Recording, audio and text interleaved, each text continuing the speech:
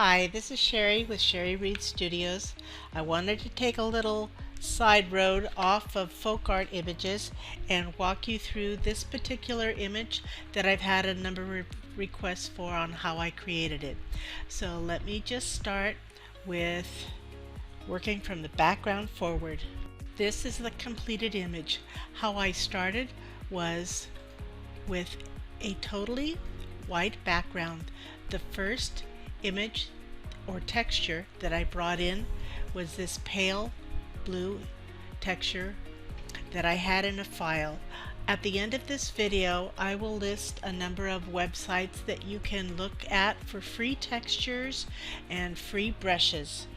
Just start building an arsenal of textures for yourself. You can also go out and photograph your own. I will demonstrate how to do that in another video. The first texture I brought in will be over here in the right hand side. It is an outline of flowers, just very faint. What I did was I changed the blend mode up here in multiply, made a subtle look of the flowers. For the next layer, I brought in a texture of white flowers. The reason that there is a mask over here is that if I click it off, this is the whole image. I did not want the whole image in this particular piece. I just wanted part of it. So I put a mask on, and the way you get a mask is down here on the bottom. You click this little icon that said Add Vector Mask. It will put a white mask on. To paint away the parts of the texture that I did not want, you take your foreground and background color, you make your foreground color black. Up here with a soft round brush at a lower opacity, this is 41 for the flow and 26, you would just paint out what you want.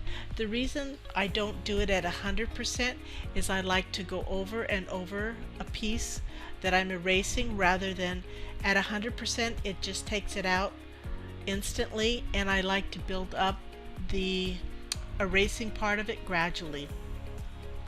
I did a Control J, which on a PC, a Command J on a Mac, duplicated the layer, and that brought it up to this. The next layer I brought in is this spiral, and to show you what the texture looked like on a layer by itself is right here. This is what it looked like, and that's what it looked like at 100% opacity. I lowered the opacity in the piece that I'm working on, and I moved it off of the edge of the paper, as I only wanted the blue portion showing. And you can see up here in the opacity, I lowered it to 81%. There's two ways that you can change the opacity. You can click in this box, use this slider. Well, actually there's three ways.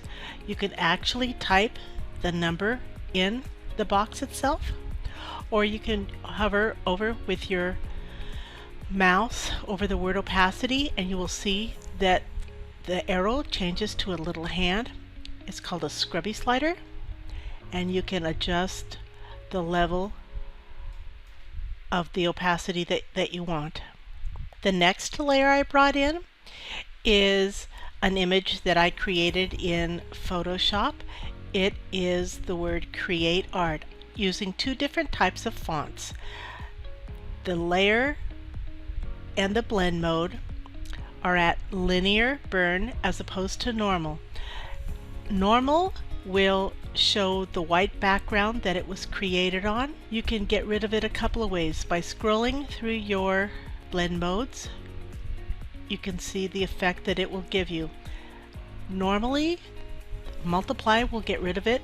On this particular image, I just left it as darken because it made the lines a little bit thinner, and I believe I lowered that as well. fact, I know I did.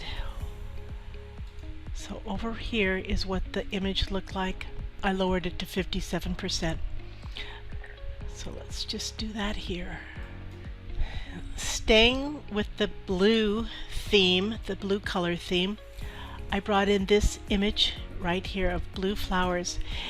There are websites, and I will put a list at the end of this video of places that you can find different textures, different brushes, and also scrapbooking items. And that's what this particular flower is. It's a scrapbook image.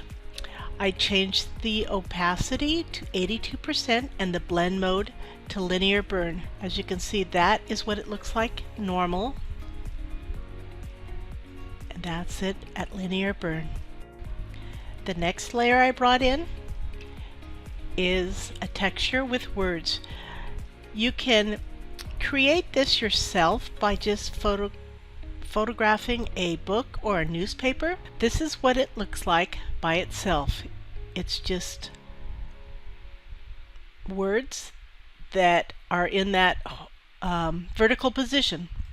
From there, I brought in this piece of texture, and what it is a part of a French postcard and a map. To show you what this piece of texture looks like on its own, I created a black background and brought it over to show you what it looks like. And this is the layer.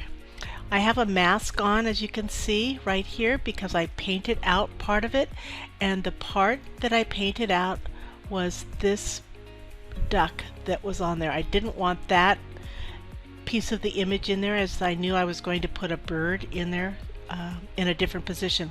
So with a white mask and a black brush, I painted out this part, which is this part right here. This squiggles, you can make squiggles yourself with a pen and a white piece of paper. Just remember that when you do that, if you bring it into Photoshop, you want to change the blend mode to multiply, which will knock out the white background. You could also make it a PNG, but that's a technique for another video. The next layer I brought in is this one right here, this little bit of green flowers. What this particular texture looks like on its own is this right here. Again, I brought it into the image, placed it there, changed the blend mode to darker color, and left the opacity at 100%. This is the blend mode normally, and this is what it looks like. See how it knocks out that white background? Makes it look just isolated by itself. The next texture I brought in is this particular image right here. What I've done is I brought it over here onto this black background so you could see exactly what it looks like. So this is the whole image or texture, and I've placed it right here. Also right here I used a text layer and just typed in the number 88. Up here in the upper left hand corner is a newspaper print. What I've done is I brought it over here so you can see it's a photograph just of a piece of newspaper, and what we've done is to create this separation here is to put a layer mask on and erase just part of this texture. You can do it with a newspaper, you can do it with a picture of a dictionary page, a magazine, whatever you can imagine you can create a texture from. And so I brought it up here into the upper left hand corner. Right down here, ever so small, is a feather. And what that looks like is, this is the image. As you can see, it has a blue color tone to it. So I brought it in, made it just ever so small. With images like this, you can make it as busy or as minimal as you like. Just, I would suggest when you're creating it, get up, walk away, and then come back, because sometimes just that little bit of a break gives you a fresh sense of what it looks like. then you can continue on. Sometimes in an image I like to have just a different contrast. What I've done here is in this bottom right hand corner is a little splash of purple. This is the image that I brought in. Again, you can see that I've changed the blend mode to darken. You may notice that a lot of these blend modes are different. I just happen to scroll through them to find the one that I like. There's no rhyme nor reason of how you do it.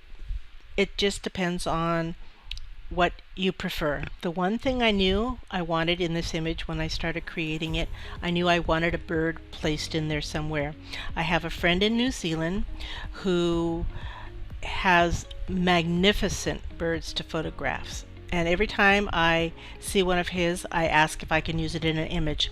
And so that is what we have brought in here. The reason that there is a mask on there is if I delete that mask, that's the branch it was sitting on, and I wanted the illusion of the bird sitting on this little squiggly line. The final piece is just to add your watermark. I hope that this step-by-step tutorial just shows you how you can be as creative as you want. I would encourage you to check out some of these websites at the end of this video. Take a look and see what is available.